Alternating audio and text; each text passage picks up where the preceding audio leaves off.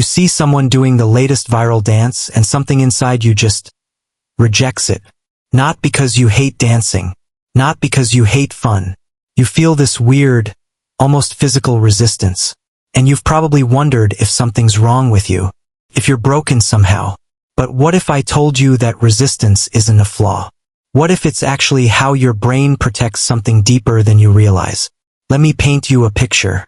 It's 2016. Everyone, and I mean everyone, is frozen mid-movement doing the mannequin challenge. Your friends, your coworkers, that random person at the grocery store. Videos flood your feed. Group chats are planning their version. And you're watching from the sidelines. Not judging exactly, just not participating. Fast forward. TikTok dances explode. Spotify Wrapped becomes an annual event where everyone screenshots their stats. That one Netflix show everyone's talking about.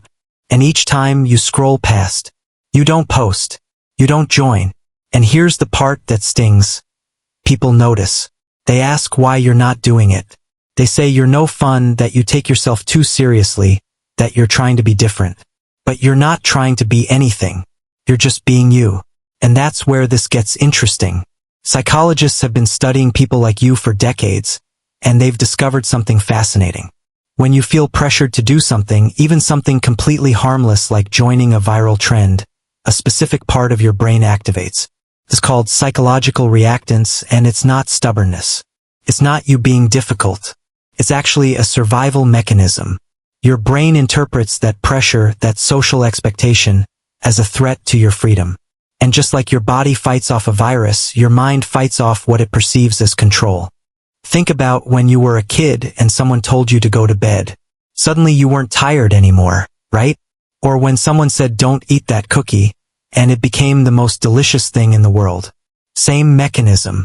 Your brain is wired to protect your sense of autonomy, your ability to choose freely. And here's the uncomfortable truth. Trends, by their very nature, come with pressure. The more people doing something, the more it feels like you should too. For most people, that pressure is exciting, it's connection, it's belonging.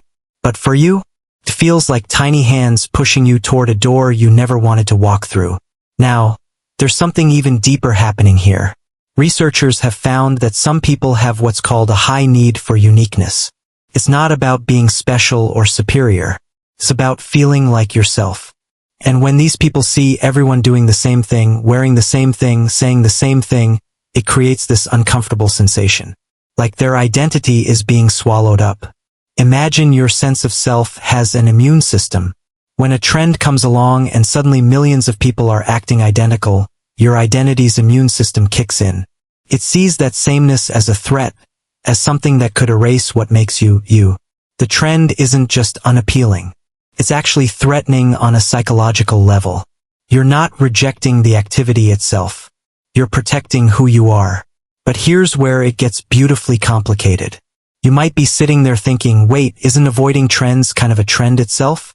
And congratulations, you've stumbled onto what mathematicians call the hipster paradox.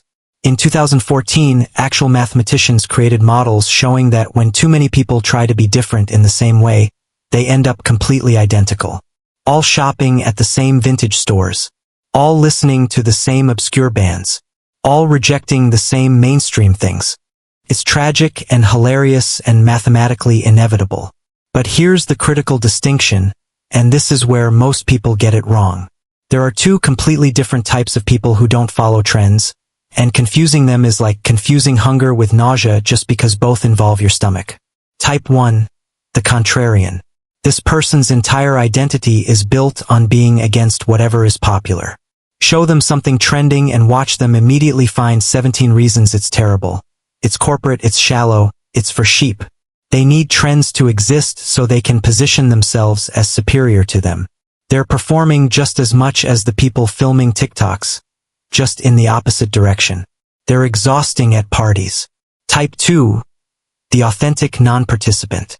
This person operates on a completely different frequency. They're not against trends. They don't think about trends. They genuinely just don't care what everyone else is doing. When a song goes viral, they hear it and either like it or don't, independent of its popularity. The social context doesn't factor in at all. They're not trying to resist anything. They literally process social information differently. And here's the psychological difference that matters. Contrarians are externally motivated. Everything they do is a reaction to what other people are doing. They need the crowd to push against. They're defined by opposition. Authentic non-participants are internally motivated. Their choices come from personal values, personal interests, personal curiosity, regardless of what's trending or not trending. One type is still completely controlled by trends, just backwards, like a shadow that needs an object to exist. If the object moves, the shadow moves. They think they're independent, but they're literally shaped by what they're rejecting. The other type barely notices the object at all. They're off doing their own thing, and whether that thing happens to be popular or unpopular is just coincidence. Studies on something called self-monitoring show this beautifully. Self-monitoring is your tendency to adjust your behavior based on social situations. High self-monitors are social chameleons, constantly reading the room, adapting, fitting in. Low self-monitors are more like lighthouses. They just are what they are, and you can take it or leave it. People who are low self-monitors are significantly less likely to jump on trends, not because they're trying to resist, but because they literally process social information differently. That trending song everyone's obsessed with? To them, it's just a song. Either it resonates or it doesn't. The fact that 40 million people are using it in videos is completely irrelevant to whether they personally enjoy it. But this raises a question. Why would brains work this way? What evolutionary purpose could it possibly serve to be wired against group behavior? And here's where it gets wild. Trend resistors might have actually saved humanity. Throughout our history as a species, when everyone went one direction, somebody needed to go another. When the whole tribe got excited about chasing the mammoth to the left, someone needed to suggest going right. When everyone wanted to settle by that one water source, someone needed to explore alternatives. Having different types of decision makers, including people who naturally resist groupthink, creates stronger, more resilient communities. Think about it from pure survival. If everyone in your ancient tribe got excited about the same food source, the same hunting ground, the same territory, you'd have massive problems. Too much competition, resources depleted, danger from overcrowding. But if some people naturally went, nah, I'm good, and looked elsewhere, that's survival insurance. When the popular watering hole dried up, guess who already found the backup? There's even genetic evidence for this. The DRD4-7R gene variant, sometimes called the wanderer gene, is linked to both risk-taking and going against social norms. These were probably the people who left the safety of the group to see what's over that mountain. Sometimes they discovered new lands and resources. Sometimes they discovered bears. But the point is, evolution needed both types. The people who stayed with the group and the people who wandered off. Both served a purpose. Neither was wrong. So the real question becomes, are trend resistors actually happier? And the research here is conflicting in a way that's almost poetic. On one hand, people who genuinely don't follow trends report higher satisfaction with their choices. They're not experiencing FOMO because they genuinely don't have fear of missing out. They're not performing for an audience, not curating a persona, not worrying if their life looks right. Their life is just theirs. There's something deeply satisfying about living according to your own internal compass. When you buy something because you actually want it, not because it's trending, that purchase feels different. More intentional, more meaningful, more yours. You're not borrowing someone else's taste and hoping it fits. On the other hand, we're social creatures. We evolved in tribes where shared experiences meant survival. Trends, as aggravating as they can be, create shared cultural moments. Inside jokes, references everyone gets. Bonding through common experience. When you opt out of everything, you also opt out of a certain kind of connection. Remember being the only person who hadn't watched that show everyone was talking about? That feeling of being outside the conversation, of nodding along while not really understanding? That's real. That isolation matters. We're wired for belonging, and sometimes belonging means participating in the silly, the trivial, the trending. A study from 2019 found something interesting. Moderate participation in trends correlates with higher life satisfaction than either extreme adoption or complete resistance. The sweet spot seems to be selective participation. Joining what genuinely interests you, skipping what doesn't, regardless of how popular or unpopular it is. Which brings us to the most uncomfortable truth. Many people who think they're authentic non-participants are actually just contrarians who've built their entire personality around not being like everyone else. And I need you to sit with this for a second. If your first instinct when seeing something popular is to think, "That's so basic," or "Look at all the sheep," you're not free from trends. You're completely defined by them. You've just chosen opposition as your identity. You're that shadow we talked about. You need the object to exist. You think you're independent, but you're literally shaped by what you're rejecting. True freedom isn't automatically rejecting what's popular. It's also not automatically accepting it. True freedom is the ability to evaluate something completely independent of its social status. To genuinely like Taylor Swift without irony or shame. To skip the viral challenge without feeling superior. To wear Crocs because they're comfortable.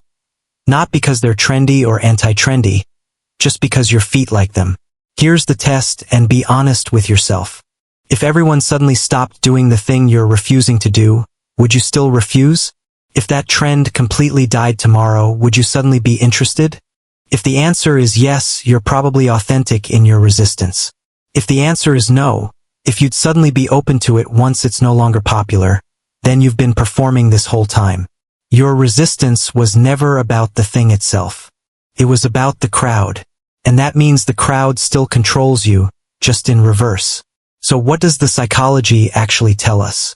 People who don't join trends aren't automatically smarter. They're not automatically more boring. They're not better. They're not missing out. They're just operating with different wiring. Some brains are highly tuned to social signals, to what's popular, what's new, what creates belonging and connection. These people aren't shallow or followers. They value community. They find joy in shared experience. Other brains run on internal settings, personal interest, personal values, genuine curiosity. These people aren't superior or enlightened. They're just independently wired. And both are completely valid. Both have strengths. Both have blind spots. The problems only start when either side thinks their way is the superior way of being human. When people who love trends mock individual taste as trying too hard to be different. When trend resistors mock participation as lacking depth or originality. Because here's what nobody wants to admit. We're all performing something. The person filming the TikTok dance is performing. The person refusing to film it is also performing. The only real question is whether we're aware of what we're performing and why. If you naturally resist trends, that's not a flaw. It's not you being difficult or broken or too cool for fun. It's just how your brain prioritizes freedom and authenticity. But make sure you're resisting because something doesn't resonate with you, not because other people like it. Make sure your no is coming from inside you, not from a need to be different.